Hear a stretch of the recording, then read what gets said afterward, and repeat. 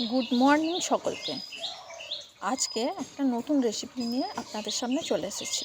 আজকে বানাবো খুব চটজলদি, হাতে ধরুন 10 মিনিট সময় আছে, সেই 10 মিনিট সময়ের মধ্যে আমি আলু চচ্চড়ি বানিয়ে আপনাদের সাথে শেয়ার করব। সবার প্রথমে একটা আলু কেটে নিয়েছি, এবার পরিষ্কার করে জল দিয়ে ভালো করে ধুয়ে নেব।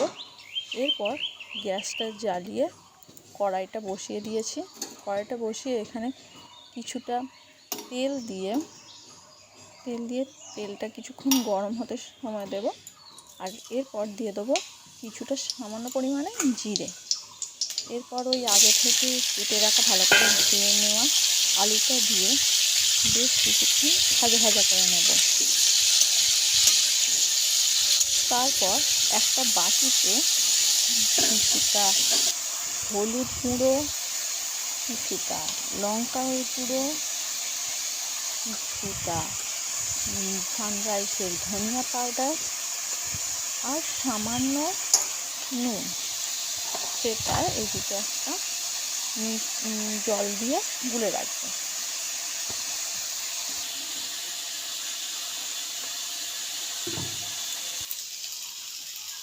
এবার আলুটা বেশ কিছুক্ষণ ভাজা হয়ে আসলে অল্প করে টমেটো দিয়ে আবার ভাজা করে নিয়ে যখন দেখবো কড়াইতে লেগে আসছে, তখন ওই আগে থেকে তৈরি করে রাখা মিশ্রণটা ওই আলুর মধ্যে দিয়ে দেবো।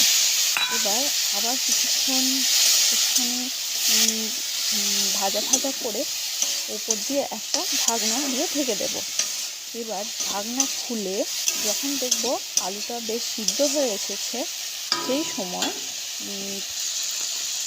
যেমনটা দরকার ঝোল অনুযায়ী আপনার সেই রকমভাবে আপনি নামিয়ে রাখতে পারেন। নামিয়ে তারপরে পরিবেশন করবেন লুচি, রুটি অথবা পরোটা অথবা মুড়ির সঙ্গে। আর এইটা কেমন হয়েছে অবশ্যই জানাবেন। এরপরে আপনারা কি ভিডিও দেখতে চান অবশ্যই জানাবেন। ধন্যবাদ।